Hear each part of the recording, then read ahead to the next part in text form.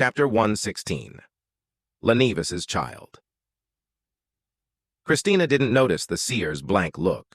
She took a peek at Angelica over at the reception desk, lowered her voice, and said, "I mean Lenevis's child." She extended her hand to point at the young lady with the sun hat and said, "This is my niece, Magos. Her mother is my elder sister. I'm very sorry and regretful that I thought Lenevis was an outstanding young man back then, and I introduced Magos to Lenevis, who was single. Then they became lovers." Magosi's parents were happy with Lenevis at first, too. They planned to pour all their savings into the steel company after they got engaged. Luckily, before that happened, Lenevis ran away. Their family didn't encounter any life-threatening losses. Unfortunately, my sister and brother-in-law have to explain to their relatives and friends why the engagement ceremony will be canceled, and they have to worry about the child that Magose is bearing. We believe in the god of steam and machinery. We are not believers of Lord of Storms. We don't believe in chastity before marriage. We don't blame Magos, and even pity her. However, the existence of the child does make things difficult, especially since he has such a father. He took advantage of people both financially and sexually. Klein looked towards Magos, who was standing quietly next to her. He then realized that the lady was quite a beauty. She had a bright forehead, long blonde hair, and a pair of big eyes just like Christina's. She looked depressed, yet calm, and her lips were tightly pursed together. What an infuriating swindler, and he even got away successfully. Klein cursed at Lenevis and said after some thought, "If it was a child that is already born, I do have a way to divine Lenevis's whereabouts using the child as an aid, but unfortunately this would require us to wait a few months. Yes, this might be a reflection of the divination result earlier. Be patient and wait persistent without being greedy, then there will be an opportunity of seeing the sunlight." "A few months?"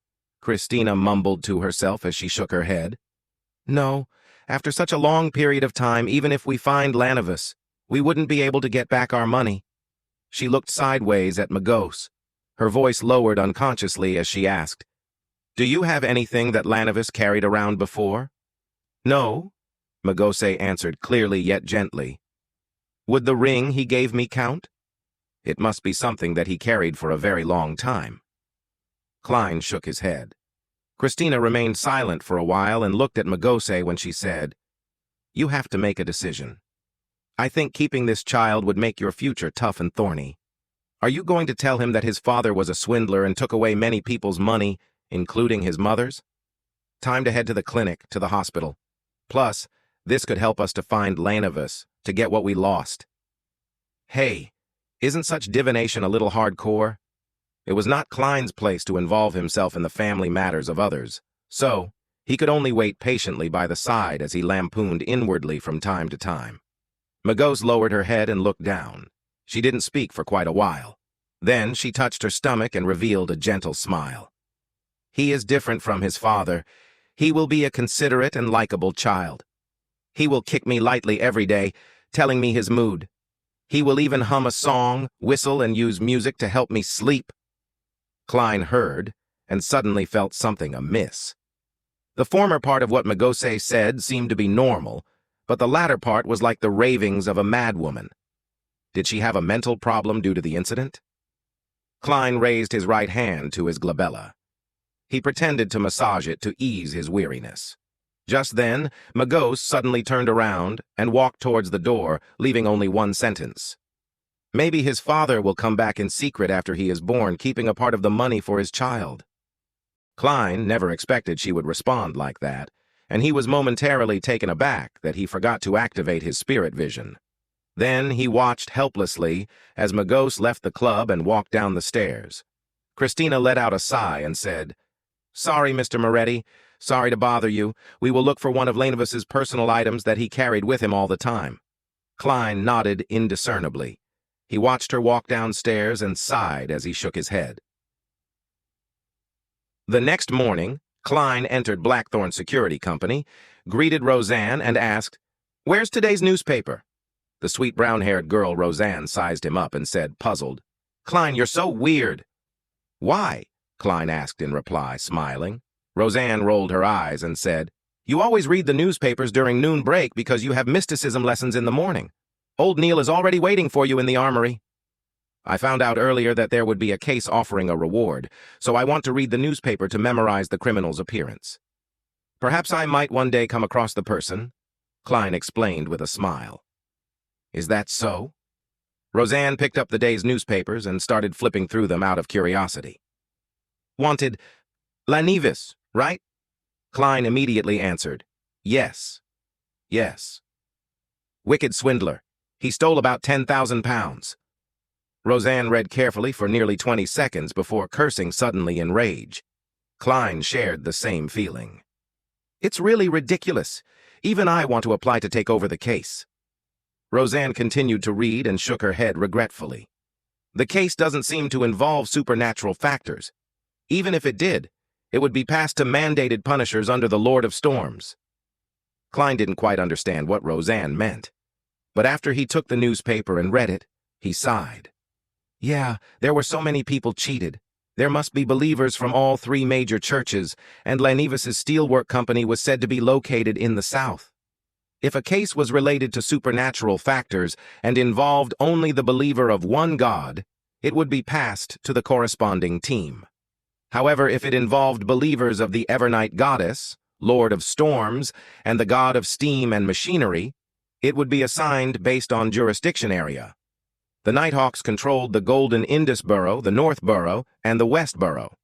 The mandated punishers controlled the East Borough, South Borough, and the port, while the machinery hive mind troop was responsible for the university and suburb areas.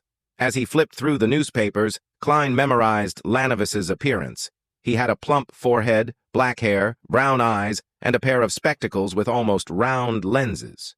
He smirked faintly, looking as though he was mocking everyone. Besides that pair of spectacles, Lanivis didn't seem to have any obvious traits, and looked really ordinary. He chatted with Roseanne casually, then passed through the partition, in preparation to head underground. Then he saw the pale and cold corpse collector Fry and the white-haired, black-eyed author Sika Tron exiting the entertainment room and turning towards him. After a simple greeting, Klein watched his 2 teammates leave and discovered Dunn Smith in a black windbreaker standing by the side of the door he opened. There's a case? Klein asked curiously. At that time of day, there wouldn't be 2 Nighthawks heading out together for no reason. Dunn looked over with his gray eyes. He nodded and smiled. There seems to be a paranormal incident in West Borough. I've sent Sika and Fry to check on it, but you don't have to worry about that. Until you master combat techniques, I don't intend to send you on any missions. I have to take responsibility for my team members. Captain, you are such a nice person. Besides the receding hairline and bad memory, you are flawless, Klein complimented inwardly. He asked for confirmation. In other words, I only need to attend mysticism classes and combat training. I don't have to contribute anything, and I can still get my pay? This is only temporary, Dunn confirmed. I only need to attend classes and work out, and I'll get an ample paycheck. It's great just thinking about it, Klein thought happily. I hope there are no more coincidences. He prayed in silence. The days passed by peacefully until Friday. Klein completed his combat training and took a carriage back to Bessick Street. Outside Henry's private detective company, he looked to the left and to the right. Confirmed that no one was watching him, he put on the gauze mask, lifted up the collar of his windbreaker, and quickly entered the stairway. Knocking on the door, Klein saw the middle-aged, brawny man, Detective Henry, again. Good afternoon, sir. One of the cases that you entrusted us with is done. The deep blue-eyed Detective Henry spoke with a hoarse voice from drinking and smoking. Klein intentionally lowered his voice and said, Is it the information of the man that appeared at the Evil Dragon Bar? The man that bought the Spectator Potion's supplementary ingredients? Yes. Henry waved his smoking pipe. Then he didn't say anything but look at Klein with a smile. Klein understood what the man meant, and he took out 4 one-pound notes and handed it over. This is the second payment. He paused and added, Write me a receipt. His private stash of money had been reduced to less than £1. No problem. Henry coughed. He checked the anti-counterfeiting marks on the notes as he instructed his staff to bring over pen and paper. Then he beckoned to Klein for him to have a seat while he quickly wrote a receipt and stamped a seal on the bottom. After completing everything, Henry took a puff at his pipe and said, "According to your description, my assistant and I waited at the Evil Dragon Bar for 3 days before finally meeting that man. He's quite an alert gentleman and is good at observation. Thankfully, we're experienced. His name is Daxter Guderian, a doctor of the Green Hill Mental Asylum." Chapter 117. Contact Daxter Guderian, a doctor of the Green Hill Mental Asylum. Klein silently repeated what the detective had said and started to think about the ways he could interact with this doctor, whom he suspected to be a spectator from the psychology alchemists. He didn't want to take too much of a risk on this matter. He didn't want the Nighthawks to discover that he was problematic. He didn't want to lose the life he had now over a mere exchange of information and resources. Furthermore, this person was most probably a spectator. Anyone who hadn't undergone special training wouldn't be able to hide their motives and thoughts from a person like that. I'll get a proxy, making me appear a little more mysterious. No, the more people involved, the easier it is for there to be problems. Yes. Perhaps I can hide the truth within the truth. I'll let that doctor know of my thoughts and feelings through my expression and body language, but not the whole truth. As Detective Henry described Daxter Guderian, Klein thought about what methods he could use to minimize risk without affecting the results he wanted. Slowly, he found inspiration in a detective film he had once seen. Well, I can try that, but I'll have to practice it repeatedly. Klein nodded inwardly before directing his full concentration on what Detective Henry had to say. Cough. Henry cleared his throat and said, "We are still working on the request involving the Red Chimney. You should know that there are many buildings in Tingen that have similar characteristics. Of course, it would be much easier if you could provide us with more clues." Klein laughed dryly. "I wouldn't have had to make the request if I had more clues." Honestly, this long investigation had depressed him, for the person behind the scenes had obviously noticed Klein's divinations and had more than enough time to find another hideout. Thus, all he could do was hope that he could find relevant clues from the information of the tenants, and that alone cost £7. Just the thought of it made him feel the pinch. Klein grabbed his cane and left after Detective Henry finished his report. At 20 minutes to 9 on a Saturday morning, in an office of the Green Hill Mental Asylum, Daxter Guderian, who was wearing gold-rimmed spectacles, removed his jacket and hat and hung them on the clothes rack. He had just picked up his tin of coffee powder when he heard knocking on the door. "Please come in," Daxter said casually. The half-closed door opened, and a young man wearing a black windbreaker entered. Daxter didn't recognize the person that walked in, so he asked, puzzled, "Good morning, you are?" Klein closed the door, took off his hat, and pressed it against his chest before bowing. "Good morning, Dr. Daxter. Please forgive me for taking the liberty to visit without any warning. I am Probationary Inspector Klein Moretti of the Awa Police Department. These are my identification documents and badge." "Inspector?" Daxter muttered softly as he received Klein's identification documents and badge. "Special Operations Department." He looked up slowly, his eyes calm as if he was scrutinizing something. Short black hair, pupils slightly darker than brown, a scholarly aura. No ill intent at the moment. Daxter returned the items and pointed to the chair on the other side of the table. "Please have a seat, officer. How might I assist you?" Klein sat down and placed his cane to the side. He slowly put away his documents and badge, then smiled. "Please allow me to reintroduce myself. I am also a member of Tingen City's Nighthawk Squad, specializing in dealing with incidents involving the supernatural." "Good morning, Mr. Spectator." Before he finished his sentence, he wasn't surprised to see Daxter's pupils constrict. Daxter retracted his hand, looking like he was about to escape. "Officer, I don't understand what you mean." Daxter forced out a few words, almost unable to maintain his form. "I don't like jokes like this. Perhaps I should call security." Klein slowly took out his revolver from his armpit holster, his smile unchanging. "Mr. Daxter, I know that you can see my confidence and that I do not have any ill intent.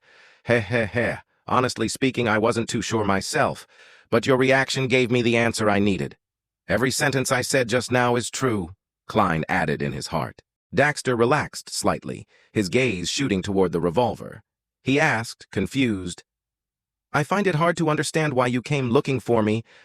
I don't think that I revealed anything.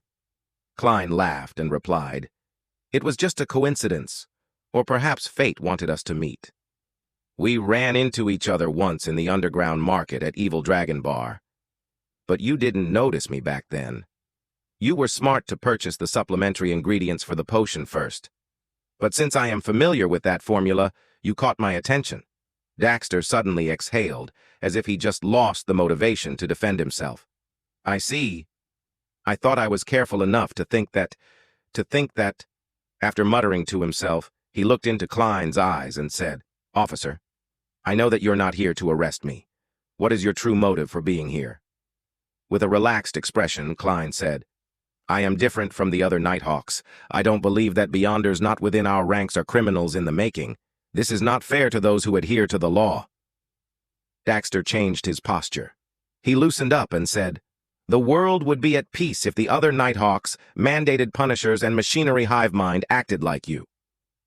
You know of other members from the Nighthawks, mandated punishers, and machinery hive mind? Klein feigned surprise. This is not something a person who became a Beyonder by mistake should know. There must be an organization behind you. He leaned back and said with a smile, Psychology alchemists? He casually watched Daxter's expression contort as he said those words. I could see that you were anticipating my answer, yet I still missed the bait and fell into your linguistic trap, Daxter said in frustration. He started to notice that the spectator state wasn't omnipotent. He could tell why the other party was here, but it didn't mean he understood the specifics. Klein stroked the cylinder of his revolver and said, Doctor, we need to have an honest conversation. That can start with me. I don't believe that Beyonders not under management are potential criminals, but I agree that every Beyonder must be registered and monitored. This is a precaution against the risk of Beyonders losing control. It's to avoid the occurrence of something even more dangerous.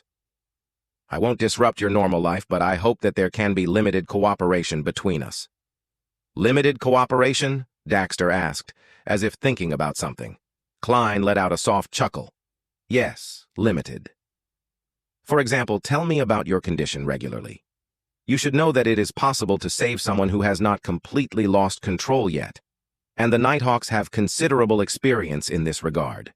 Or if you could give me clues of a Beyonder you know, or a Beyonder in your organization who is about to do something that can endanger the innocent. Or if you would like to exchange something for items that you could make more use of. This is a perk I am giving you. You should know what perks mean. Also, you need not worry about being suddenly prosecuted by members of the Nighthawks, mandated punishers, or machinery hive mind one day. You can live your life in joy and stability. We will give you something you can use to prove your identity. You can use it when you have no other options left. Daxter listened on silently. It was a while before he said, You want me to betray my organization? No, not betray, Klein said sincerely. This is the protection of justice, morals, and kindness. You are stopping something evil, merciless, and bloody. Other than that, I wouldn't ask you to betray the secrets of the organization you are in. Daxter thought for a moment, as if feeling better now that there was an excuse. He was silent for a few seconds before he extended his right hand. Here's to a successful cooperation. Klein shook his hand with his free hand and said, A successful cooperation. He paused for a moment before chuckling. Doctor, can you now tell me if you are a member of the psychology alchemists? Yes. Daxter nodded. Klein, who hadn't deactivated his spirit vision since he entered, didn't see any changes in the colors of his emotions. Thus he asked discreetly, How did you join the psychology alchemists?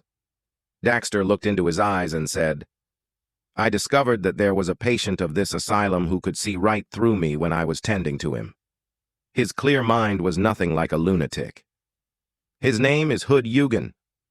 Klein committed the name to memory and chatted with Daxter a little longer, deciding on a secret way to communicate and meet up. He didn't exchange matters regarding potions, formulas, and rumors for the time being. At an appropriate moment, he bade farewell and put away his revolver before leaving Daxter's office.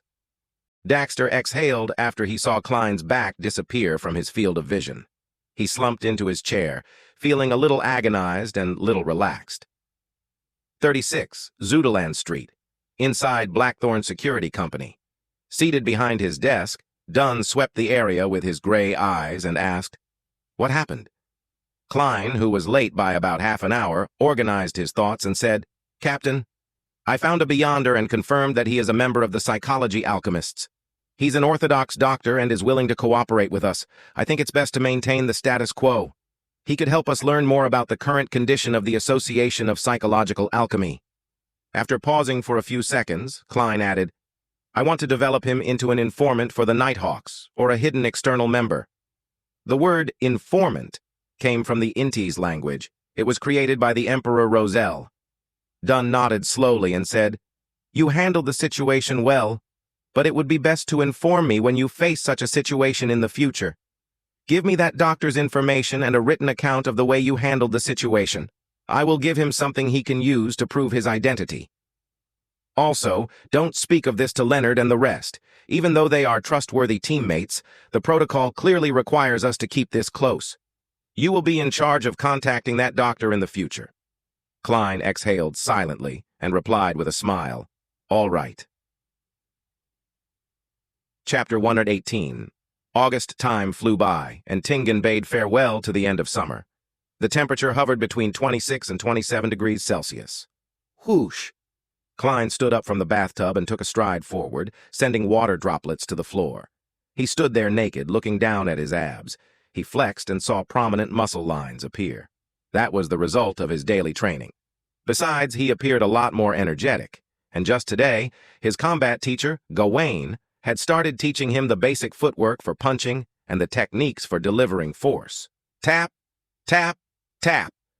Klein stepped on the floor barefooted in the bathroom, either sliding forward or retreating before dodging to the right and swinging his fist while he made a defensive gesture. Phew. He stopped and let out a breath happily. He took the towel next to him and wiped himself down. After getting in touch with Daxter Guderian, the doctor in the mental asylum, Klein seemed to escape from coincidences for 2 whole weeks. Without the constant barrage of supernatural incidents, his life became stable. He received his paycheck on time, researched mysticism in depth, trained his marksmanship and fighting skills, developed new cooking recipes, slowly gathered decent utensils and decorations with Benson and Melissa, asked his teammates about supernatural cases in the past, divined for people who came to the club, and strictly followed the principles he figured out. That made him more stable. If it wasn't for the late nights in which he still missed Earth, the red chimney that had yet to be uncovered, or the misfortune cloth puppet's picture that still appeared in his dreams occasionally, he would have started getting used to his current life and think of it affectionately. During that time, 3 Tarot Club gatherings were convened, but Klein didn't receive any new pages of Roselle's diary. However, according to Justice's explanation, she had gotten to know 2 Beyonders, and she was getting in touch with them consistently. When she got into their circle of acquaintances, it was likely that she could trade for more pages of Roselle's diary. The Hanged Man also expressed that he had returned to land and was dealing with some matters. He would begin looking for more as soon as he had more free time. Besides, Justice felt that the 2 Beyonders whom she knew were potential targets to join the gathering. They both had decent identities as cover, with certain but different channels of information, as well as principles and unique characteristics. They were not the kind of people that would sell out a secret. The only problem was that they were only Sequence 9 Beyonders, which wasn't too suitable for a high-end secret organization like the Tarot Club. High-end secret organization?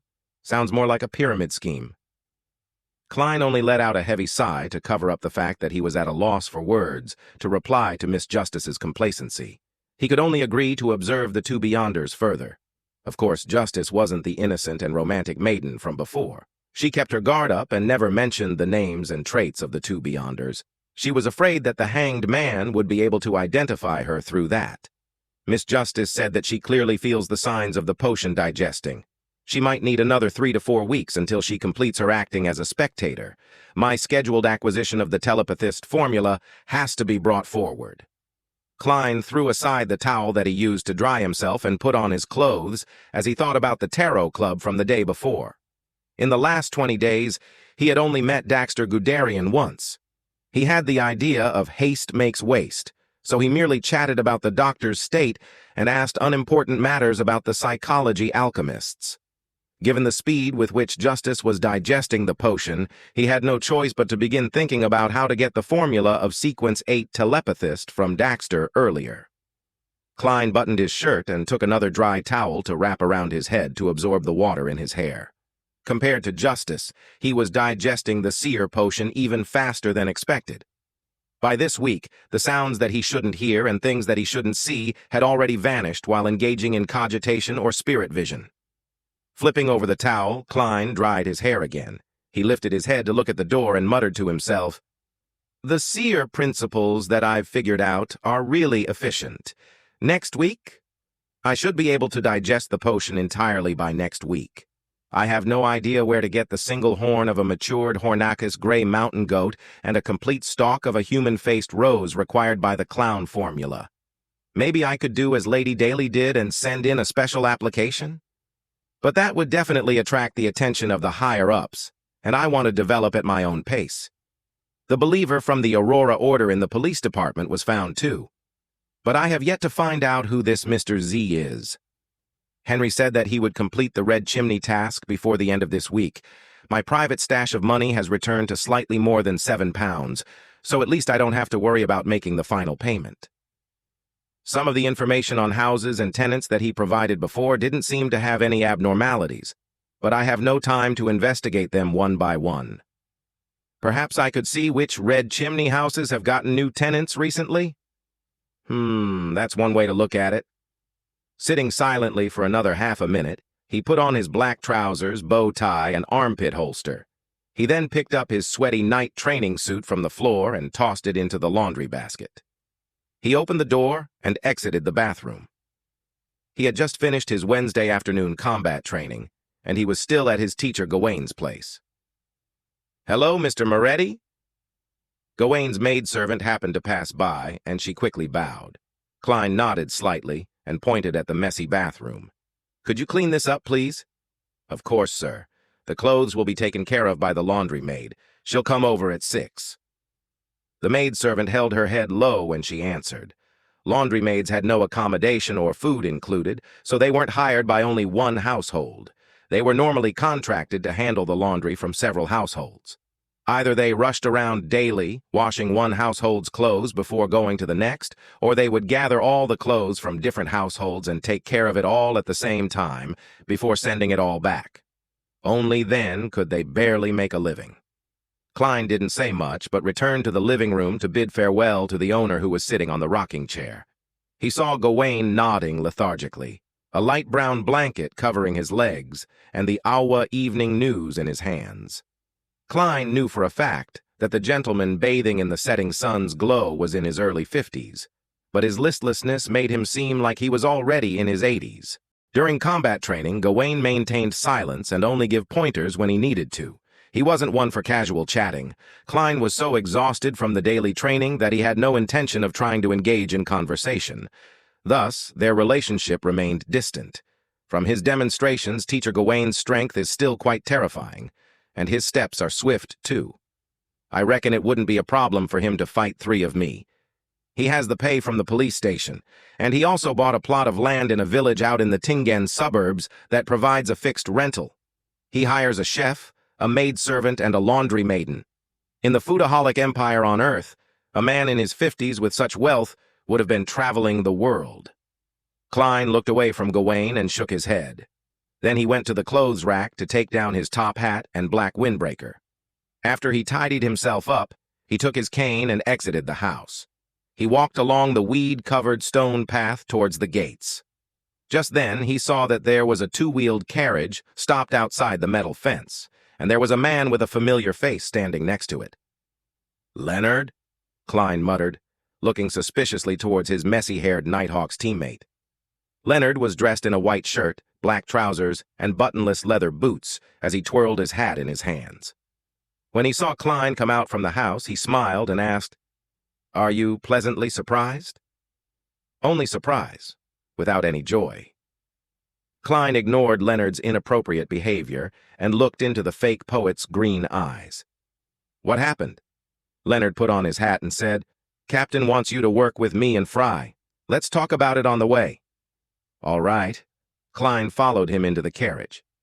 As the scene outside of the carriage flew past, Leonard took up the document bag by his side and threw it at Klein. Klein caught it steadily and took out a document. He then started reading carefully. August 11th, 11 p.m., at a workhouse in Westboro, the bankrupt Salas attempted arson to cause a tragedy. But in the end, he only managed to burn himself to death. August 11th, 10 p.m., harbor worker, Zid jumped into the Tussock River and ended his poverty-stricken life. August 11th, 8 p.m., in Iron Cross Street's Lower Street, Mrs. Lawless, who earned a living by selling matchboxes, died of a sudden disease. Klein was puzzled when he read the first two incidents. He found the deaths very ordinary and common. Not only should it have been beneath the attention of the Nighthawks, even the police force would avoid wasting resources looking into such obvious causes of death. However, when he read down the list, he slowly creased his eyebrows. After 2 pages, he suddenly lifted his head and looked at Leonard. "Isn't this too many?" When the number of ordinary deaths reached a staggering amount, it was difficult to call it normal.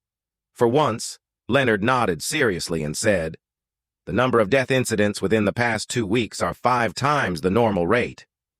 When the Tingen Police Headquarters tabulated the data, they realized the problem and quickly passed it over to us, as well as the mandated punishers and the machinery hive mind. Although these death incidents appeared normal during initial investigations, Captain believes we should investigate them once more. It might require the help of divination or ritualistic magic. Klein said with a look of enlightenment. "I understand." Leonard snapped his fingers and said, "You, me, and Fry are in a team. He's waiting for us at Iron Cross Street's Lower Street. Sika, Royale, and Old Neil are in another team, investigating corresponding incidents in the North Borough. Captain is staying in the security company to respond to any emergencies." "Okay." Klein nodded solemnly and suddenly thought of something. He quickly asked, "Can I drop by my place and leave a note?" He had to tell his brother and sister that he couldn't dine at home that night because something has cropped up. Leonard laughed. "No problem. It's on the way."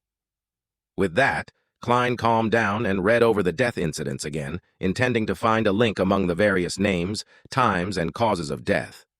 Then he suddenly realized something. Is this my first group mission after becoming a Nighthawk? Chapter 119. The True Lower Street Tingen City, Sec Daffodil Street. Klein, who had left a note, locked the door and walked briskly towards Leonard Mitchell, who was waiting by the side of the road. Leonard's short black hair had grown a little over the month, and the lack of any grooming made it look messy.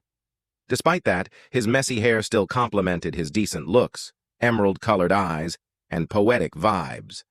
It exuded a different sense of beauty. Indeed, any hairstyle depends on the face. Klein lampooned inwardly.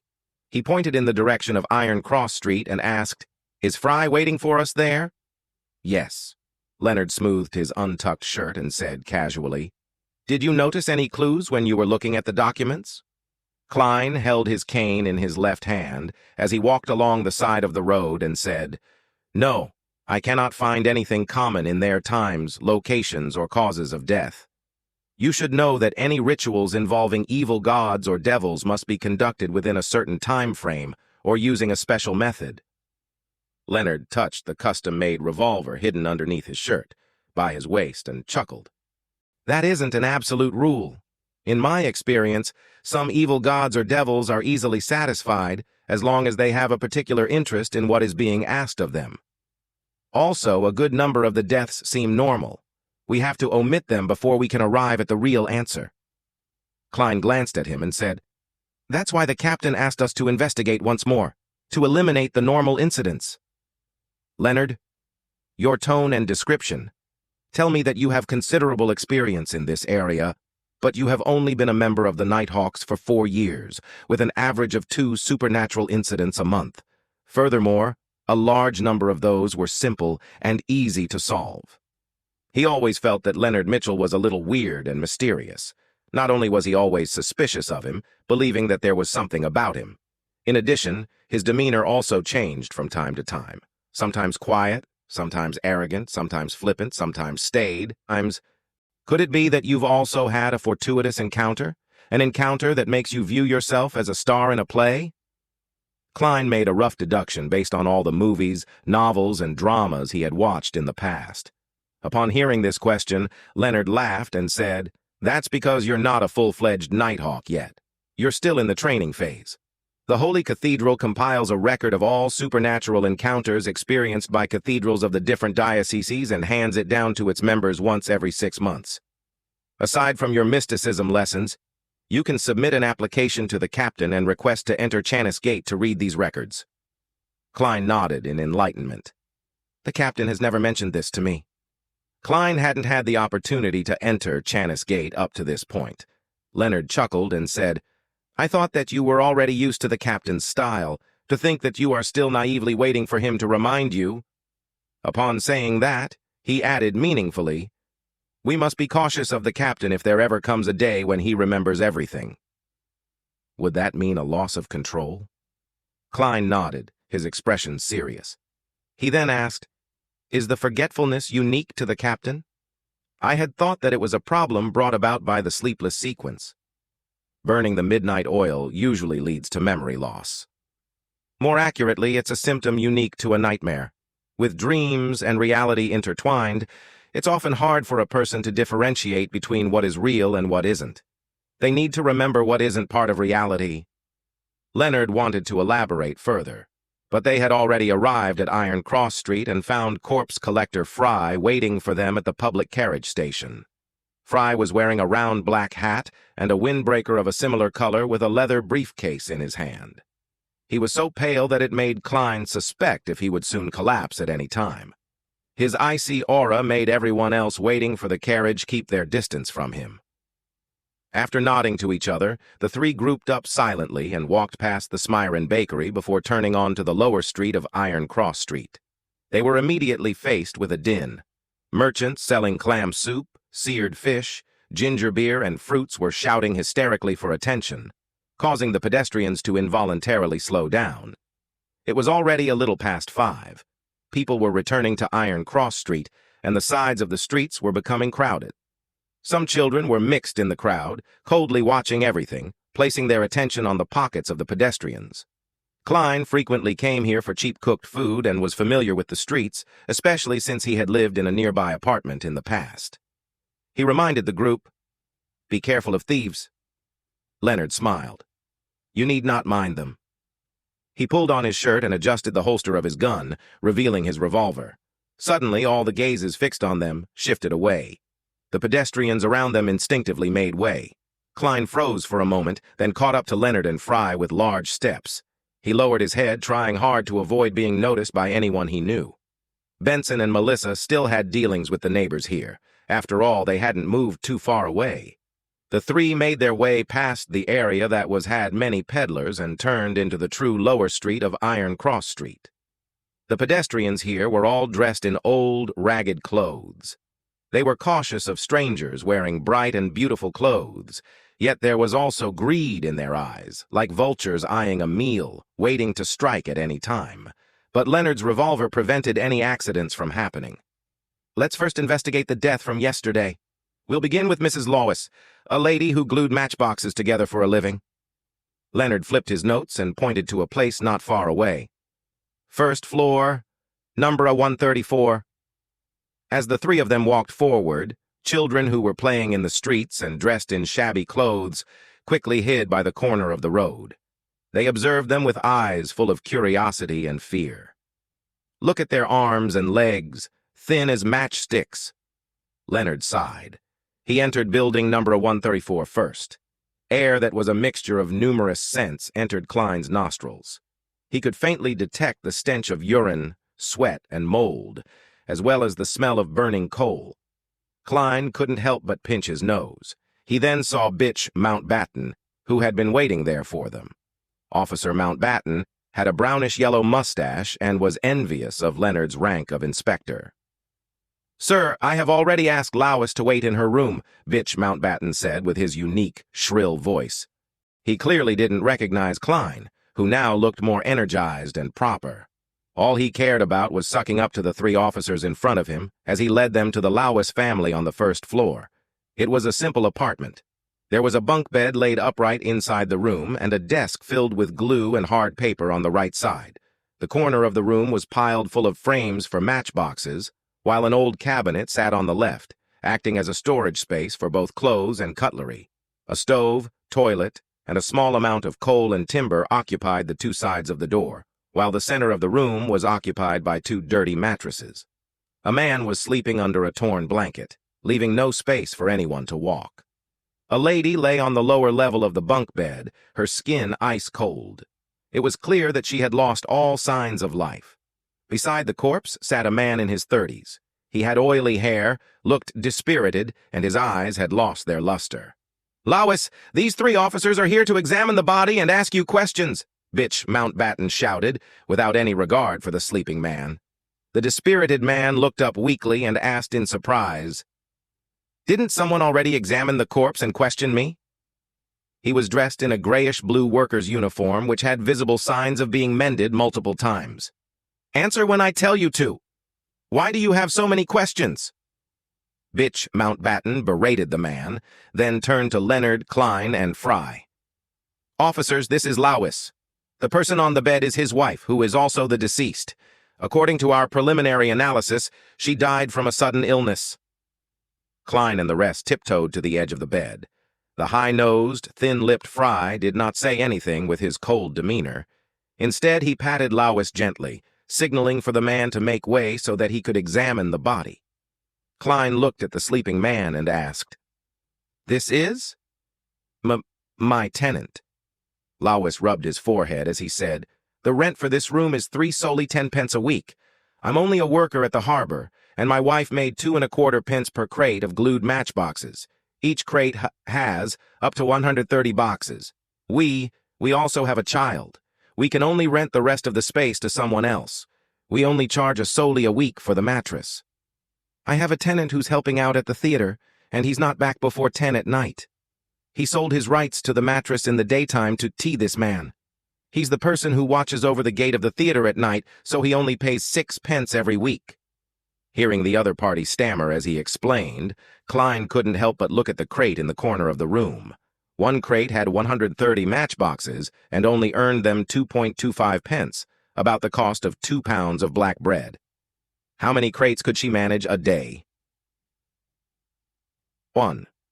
Leonard surveyed the surroundings and asked, "Was your wife acting abnormally prior to her death?" Lawis, who had been asked similar questions, pointed to the left side of his left chest and said, "From last week, well, perhaps the week before, she said that she felt stuffy in this area and couldn't catch her breath. The precursor to a heart condition? A normal death?" Klein interrupted. "Did you see how she died?" Lawis recalled. "She stopped working after sunset. Candles and gas are more expensive than matchboxes. She said that she was very tired and asked me to talk to the kids and let her rest. When I saw her again, she had already stopped breathing." Lawis could no longer hide his grief and pain when he said that. Klein and Leonard asked several questions, but could not find anything unnatural about the death. After they looked at each other, Leonard said, "Mr. Lawis, please wait outside for a few minutes. We are going to conduct a thorough examination of the corpse. I don't think that you'll want to see that." "All right." Lawis stood up anxiously. Bitch Mountbatten walked toward the mattress and kicked the tenant, violently chasing him out of the apartment. He then closed the door and guarded the room from the outside. "So?" Leonard looked at Fry. "She died of a heart attack," Fry said with certainty, retracting his hands. Klein thought for a moment before taking out a halfpenny, intending to do a quick judgment. "Mrs. Lawis's heart attack was due to supernatural causes?" "No, that is too narrow. The answer might be misleading." There are supernatural factors influencing Mrs. Lawis's death." "I'll use that." He quickly decided on a statement. As he recited the statement, Klein made his way to the side of Mrs. Lawis's corpse. His eyes turned darker as he tossed the coin. The sound of the coin reverberated around the room as it fell, straight into Klein's palm. This time, the portrait of the king was facing up. This meant that there were supernatural factors influencing Mrs. Lawis's death.